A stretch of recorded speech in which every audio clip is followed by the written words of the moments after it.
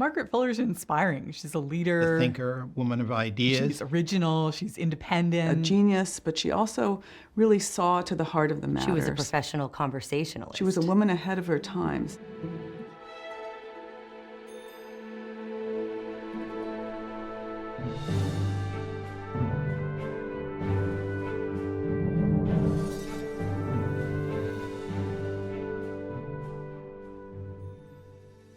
Interview 1, take 2.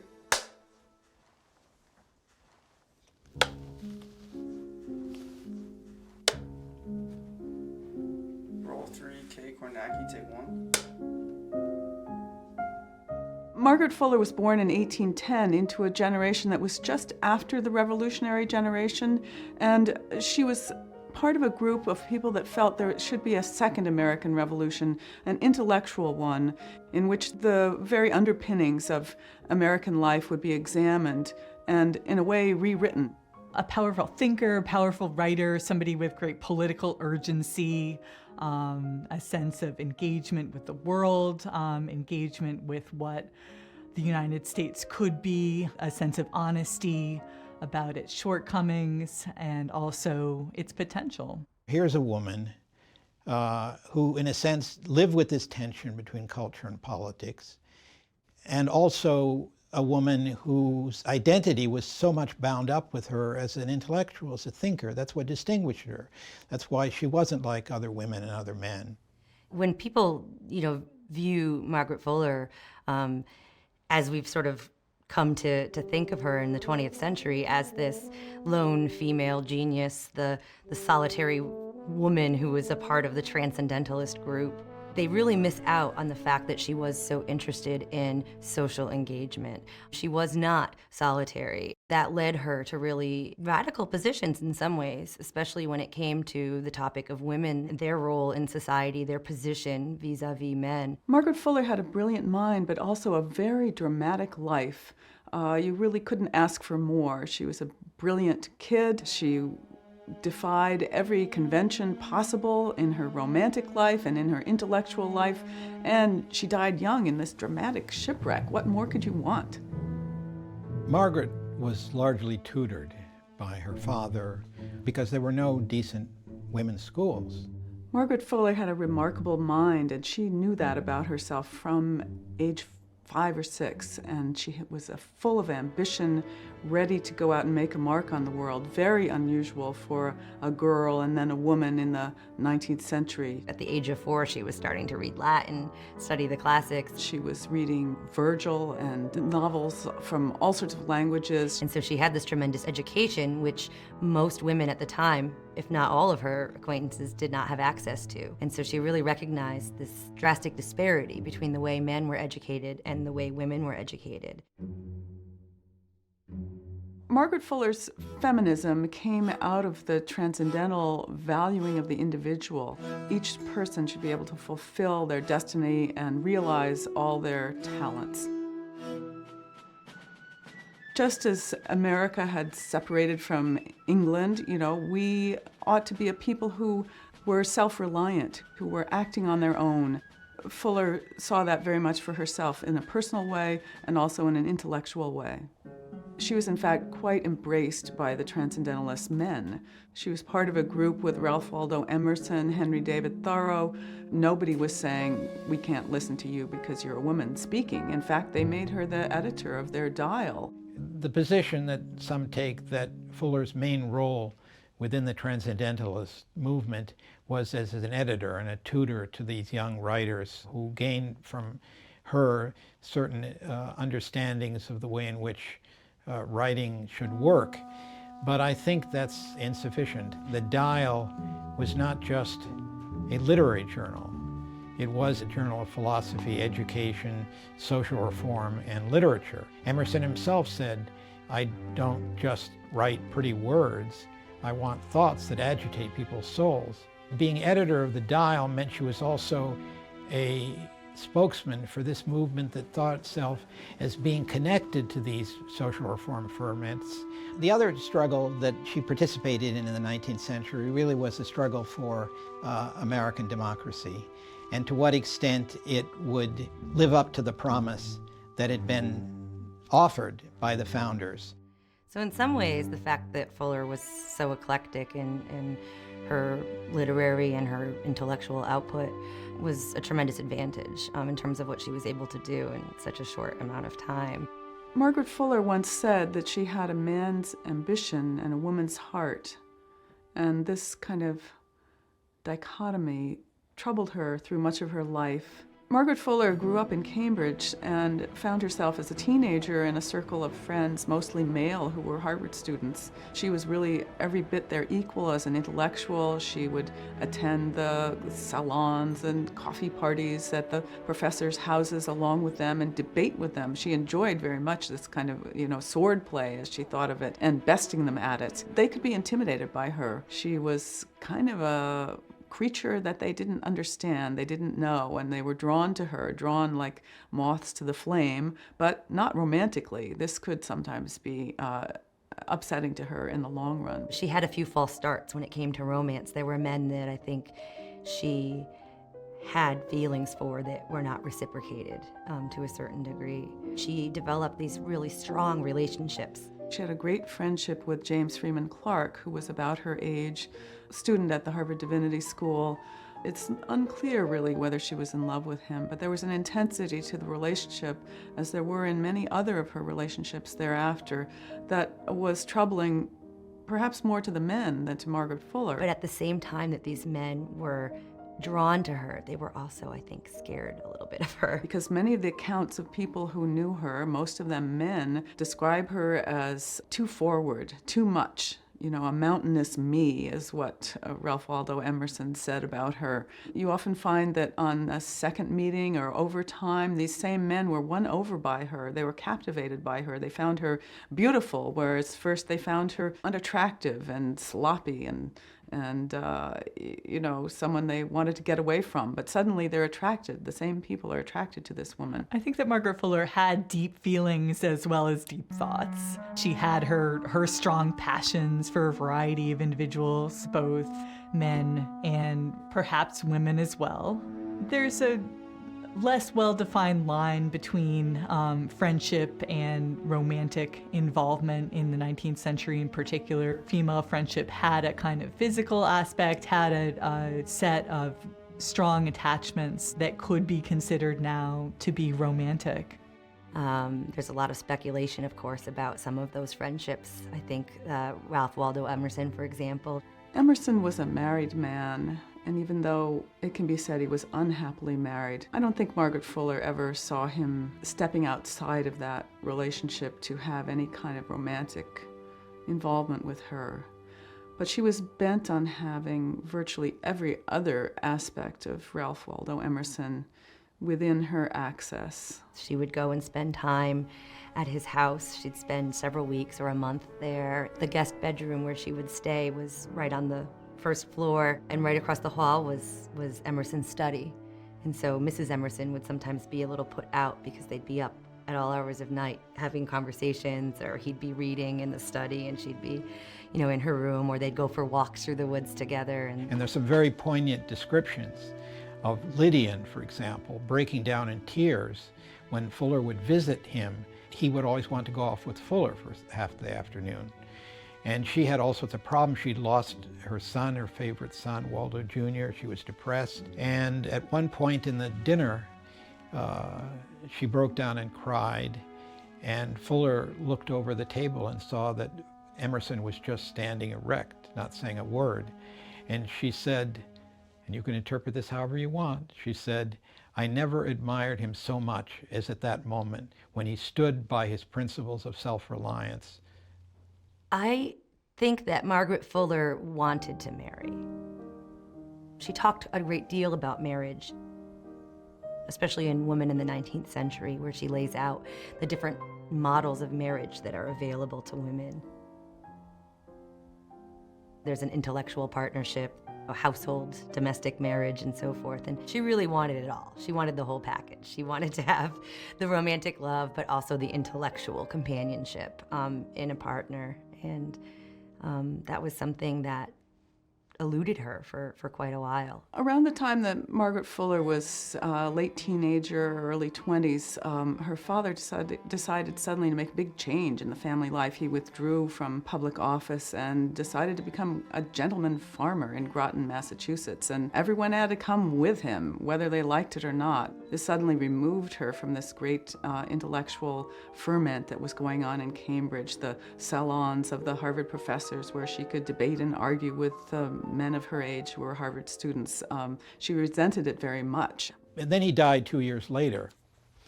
And then she had to, make a living. Groton wasn't a good place to do that, certainly. And so she moves to Boston, and she organizes classes for women.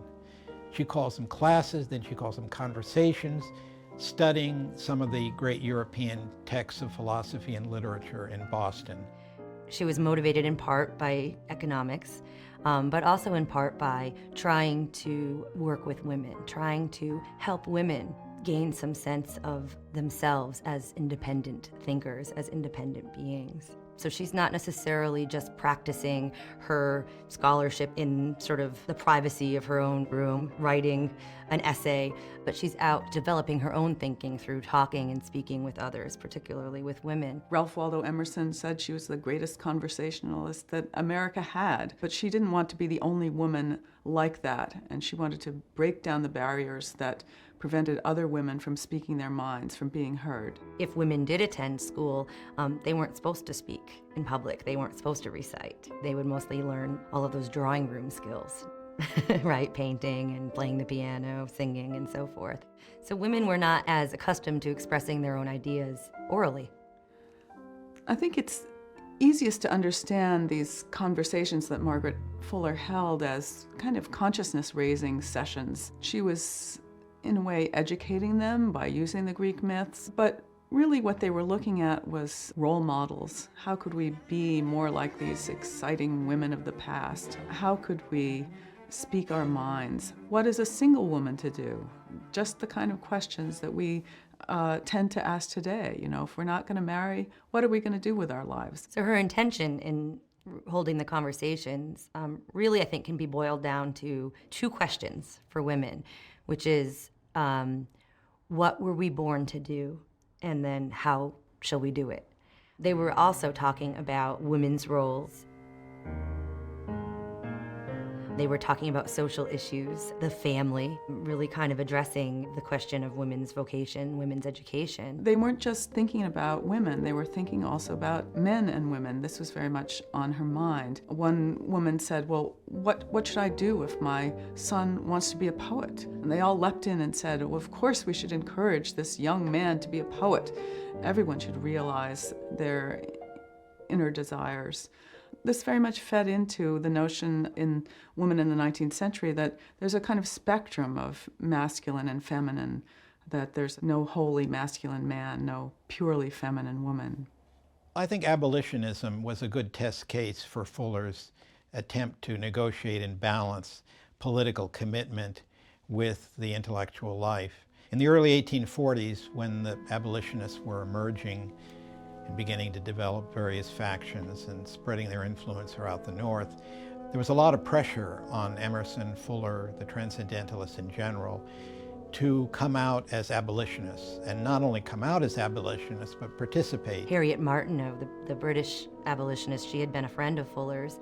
Years later, when Martineau wrote her autobiography, she sort of famously critiqued Fuller and her other conversation attendees for talking about the arts and literature when, at the same time, slavery was still the law of the land. They should have been doing something actively towards, working to abolish slavery rather than sitting around gorgeously dressed, as she said. Margaret Fuller was actually asked by the leading female abolitionist in Boston, Maria Weston Chapman, to devote a whole class to the anti-slavery question, and Fuller declined. Margaret Fuller went to the West in 1843, and she really went into this voyage with a lot of determination. One thing that she really started to think much more about was the federal government's treatment of Native Americans. She encounters Ojibwe people, and she talks with them. She went to the gathering of the tribes on Mackinac Island and walked among the Indians there and showed them her parasol and got down on her knees and ground corn with them. This was immersion journalism. This was reporting back to a country that was really just beginning to form. This whole concept, I think, of westward expansion becomes a concern for her, not just for what's happening to the Native American population, but also the potential to expand the institution of slavery into the West. The galvanizing act in politics for the Transcendentalists was the annexation of Texas, because what it meant was that the South, with Northern betters, were not just trying to say slavery should remain where it is because it's constitutional, but that it's spreading and it's growing. And this is the view that influenced Lincoln, influenced Harriet Beecher Stowe, but also influenced the Transcendentalists. She was instinctive in her response to these wrongs and injustices and was reporting them as a journalist, as a wide-eyed seer, we could say. And this was part of what politicized her, made her decide ultimately to go to New York, to be a journalist. Horace Greeley, editor of the New York Tribune, one of the people who was sort of interested in Margaret Fuller, and he'd also heard some positive things about Fuller from his wife, who had attended the conversations. She had an invitation to be the front page columnist for Horace Greeley's New York Tribune. Margaret Fuller was on the front page of the Tribune. The largest metropolitan newspaper that was distributed all over the West and Midwest, as well as the North, and some even in the South. Making the decision to take the job in New York was not an easy one for Fuller, and she actually went back and forth on that for quite a while. In one way, of course, as a single woman going by herself to this city, I think she was a little hesitant to leave behind her family, her sort of Boston circle that she had known, and venture out into this territory. Most of her friends were skeptical about her opportunities to advance critical thinking and intellectual culture through a medium that was as popular and as often sensationalist as newspapers then. I think also she was a little elitist about thinking about working for a newspaper, right, as opposed to editing the literary journal, this high-minded sort of arts publication of the Transcendentalists, or translating German works, right? But once she got up there, she became interested in other currents as well, particularly having to do with prison reform, immigrants, all the kinds of social issues that were not so prominent in Boston, and poverty especially. She was a leading voice. She was setting the tone for the newspaper really of record in the U.S. at this time, a newspaper that has international contributors eventually, which she helped start. Unlike really the others of the Transcendentalists who we think of today as so significant, Thoreau, Emerson, she wanted to be in the wider world. She wanted more, and it's that kind of curiosity. It's not just people are different, leave them alone. It's people are different, let's figure out what makes them tick. That's what drove Margaret Fuller. She was daring, she was edgy, she was going out into prisons, talking with people on the streets of New York. And she wrote up about these places as a way of reaching to her readers, asking them to sympathize, to join with her in examining these lives and giving everything we could to the improvement of all of humanity. Fuller, having trained herself as a discussion leader, as a teacher, she thought that newspaper writing was next door to conversation. You were speaking in print as though you were speaking to your neighbor. She brings her conversations with her, too. In fact, when she goes to Sing Sing prison, to the women's prison there, she actually holds her conversations with the inmates there. She was able to get her hands on some of their journals and diaries, and that's material that made its way into women in the 19th century. And so she wrote back to her former conversation attendees in Boston, that circle of women, and asked them to help her by donating books and donating money to send to these imprisoned women.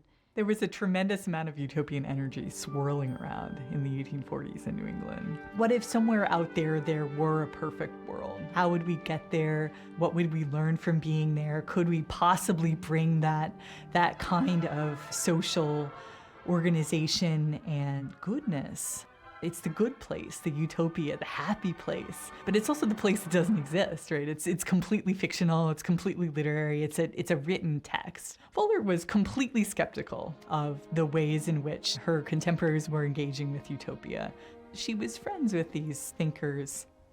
She supported them to some degree, but she felt as though these experiments were going to fail.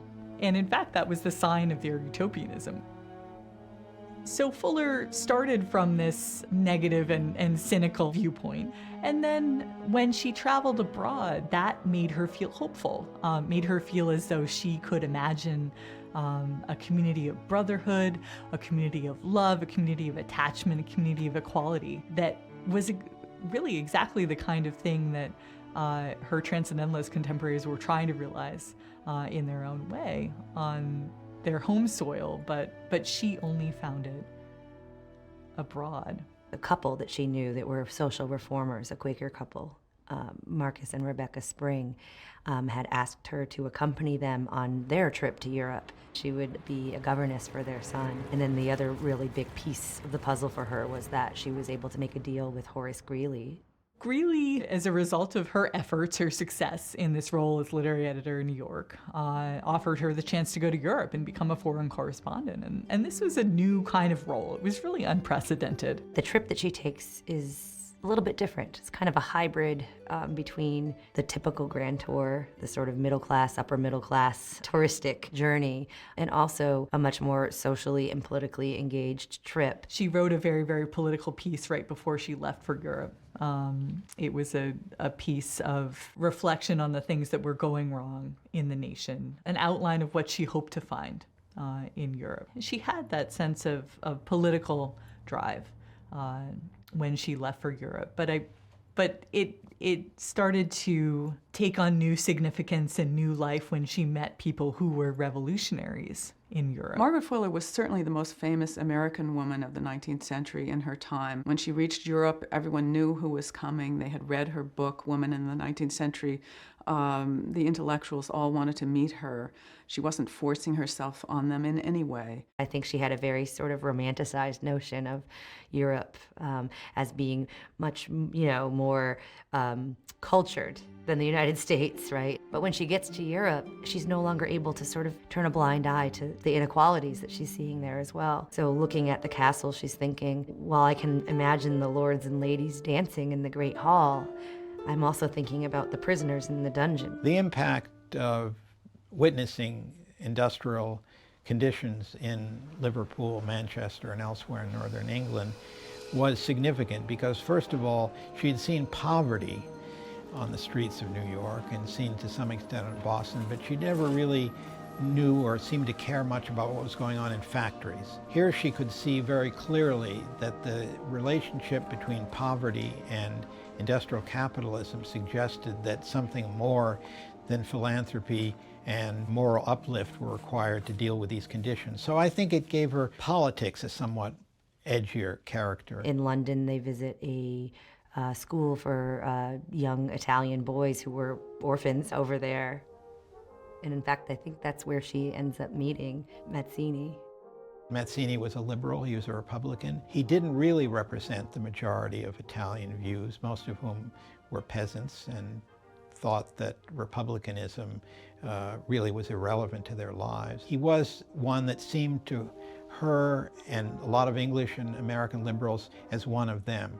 A cosmopolitan who wrote about literature, literary criticism, a courageous revolutionary who made politics not just a function of utopian communities, but of real revolutionary actions of one sort or another. He was one of her great men. His kind of cosmopolitanism appealed to her, the ways in which he could both show allegiance to Italy, to his home country, and also declare himself as a citizen of the world. In Paris, Margaret Fuller began to kind of rebel from the people she was traveling with. They were reform-minded Americans, but they didn't approve of her visiting George Sand. George Sand was a woman who cross-dressed, she had lovers.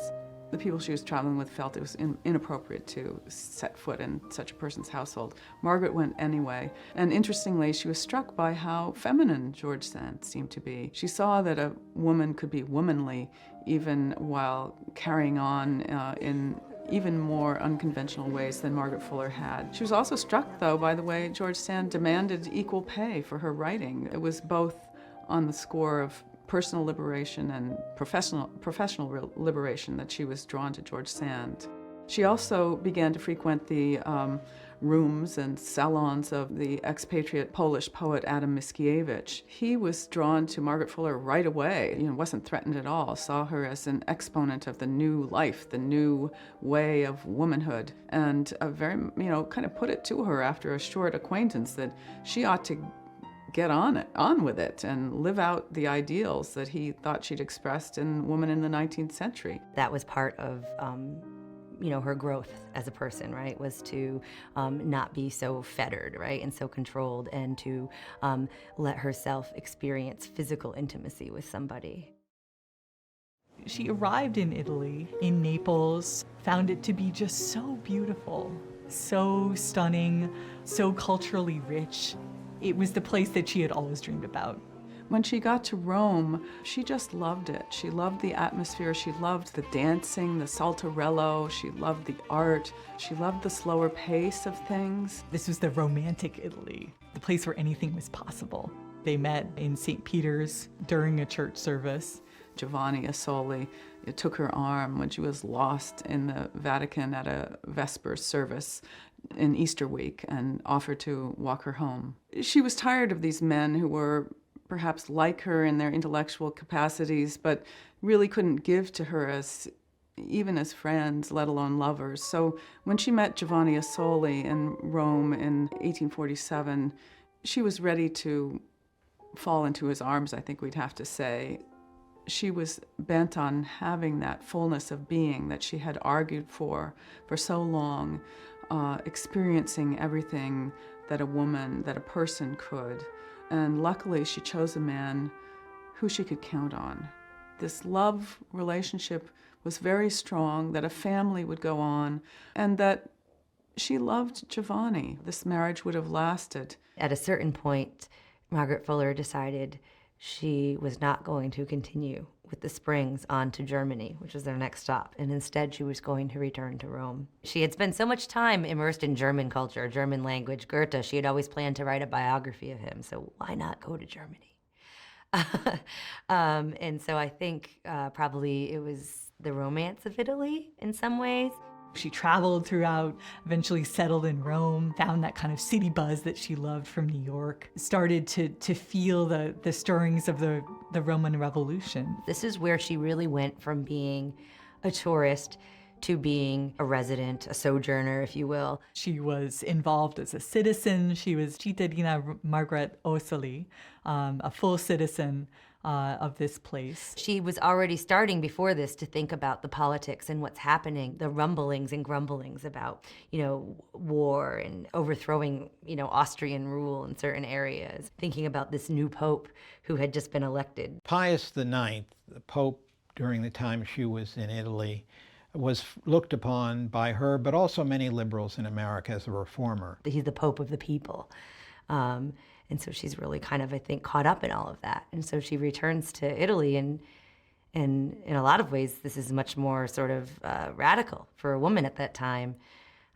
She's now unescorted. And the issue is not prejudice or inclusion, as we would say today, but the issue was power, the power of the church, its alliance with autocratic regimes. She's hobnobbing with sort of the politicians at the time, right? She's talking with the American ambassador over there. She's also well connected with the Italian revolutionaries, and her column in the Tribune goes from being this travel account to being more of a political sort of column, where she's publishing translations of sort of decrees that the revolutionaries were posting for the public and so forth, and she's describing the scene, and especially when actual hostilities break out. She's there as a war correspondent describing what's happening. She begins to see that really these liberals and radicals were striving for something greater than any of the reformers were in America.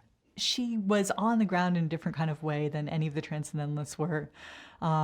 They were in their study, they were giving lectures, they were producing their Orphic musings and Orphic sayings, but she was experiencing the blood and the consequences of revolution on utopian terms for herself.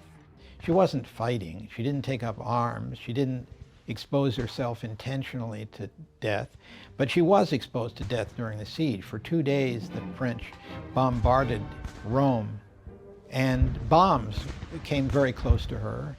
And her husband, at that time, in my view, her husband, had left her house and was subject to attack by the French. The French came in and fought and eventually defeated the Roman Republican forces. What she witnessed was the destruction of much of what she most admired about Italy, certainly in the fields and trees and the dead soldiers and so on.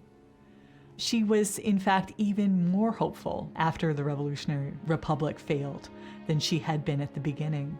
She also worried about what the implications were for the defeat of that revolution. She says, here I was helping to bring about the death and suffering of thousands of young Italian men, and for what? She thought that the next revolution, as she put it in one of her final dispatches, would be radical. It would burn down all the institutions of culture around the world, and that the whole world would be able to come together in kind of brotherhood. Fuller couldn't accept the idea that casualties of mistaken actions or defeated plans can be dismissed quite so quickly. The Roman Republic was definitely a high point for Fuller. It was the realization of her hopes. It was many, many things coming together. The kind of romantic experience with the revolutionary figure of her husband, Giovanni Osili. So the sort of personal attachment that she had to the cause. It all seemed of a piece to her, I think. It all came together. Everything came together for her in Rome. And the only sadness, of course, is that the revolution failed and she had to leave. The Roman Republic was the place where she really found many of her ideals, her goals, her hopes and dreams realized. She said, I see deeds of brotherhood, I see justice. These principles that she held dear were finally realized, finally being acted out in person. And she even said, this is what makes my America. So it was odd that she found this kind of dislocated American identity abroad. She saw it as what America could be, which was, of course, among many things, one of the goals that the utopians in the United States themselves had, improving and bettering the country as a whole. Like many utopias, it was temporary. It was ephemeral, very short-lived, only a few months, lasted much less time than any of the other Transcendentalist utopias, which at their best went on for years. She wrote back to Americans who she was trying to win over for sympathy for Italy, especially, but other European countries caught in the throes of revolution of various sorts. And she wrote back and said in one of her pieces that I never really understood. It was really the abolitionists. Yes, of course, they were loud and crude and had no really care for letters or art that didn't have a utilitarian function in a political program. But they were on to and connected with the one single most important value in the world, which was individual dignity as understood as something that everyone equally has as a resource and as a right. She became more aware of the extent to which the abolitionists were part of a larger world historical movement. When the revolution fails, she and her husband had been on the wrong side, right? So they're banished from Rome. They have to go to Florence. He can't get work, right? She has a hard time getting work. You know, they have their child to support. They're penniless. They don't know what to do. And so she takes up writing again, and she writes her history, her manuscript history of this failed political movement, and ultimately decides to return to the United States to publish it herself. She was quite transformed by her experience in Italy. She fell in love, for one thing. She had a child conceived out of wedlock, and she joined a revolution. The decision to come back to the United States must have been difficult. It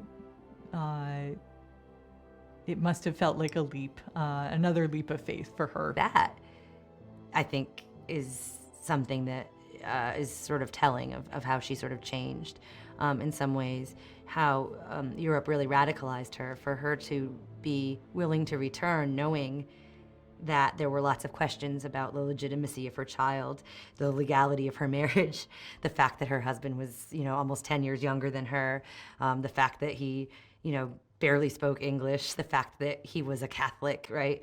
All of these things, and yet here she is choosing to return. The Transcendentalists back home were very suspicious and tended to hold against her as she wrote back to them, as she came back home or moved back toward home before she got caught up in the shipwreck in 1850 and was lost. The publication of the memoirs of Margaret Fuller, Asoli, as they were called, actually rocketed her into a kind of fame soon after her death. I would say that more than anything else, they contributed to her reputation lasting, even though she was no longer there to attend these suffrage conventions, the women's rights conventions. She couldn't see that her legacy was kept alive. So Fuller was trying to set a national agenda and trying to inspire people. Advocating for women's right to a vocation, right to an education, interested in trying to get women to work cooperatively to help one another. Giving people something to hope for, encouraging them to feel as though they were connected to the rest of the world, encouraging them to be revolutionary in their thinking, their actions, to work for justice, for brotherhood, for hope and freedom around the world. Her intellectual contribution, which was so important, she was writing things like, "Let every arbitrary barrier be set aside." This was what inspired the women's movement, the rush for suffrage. But if we think of Susan B. Anthony and Lydia Maria Child as the feminists, it's because we're forgetting that they learned from Margaret Fuller. They learned their feminism from Margaret Fuller. A woman who continues to be inspiring, to be ahead of her time, to be in the vanguard of many, many different streams and patterns of thought.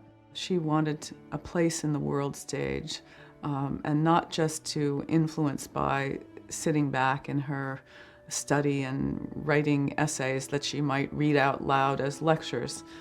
She was a spontaneous person. She was a person of the world, a woman of the world. That's what she wanted to be, and that's what she became.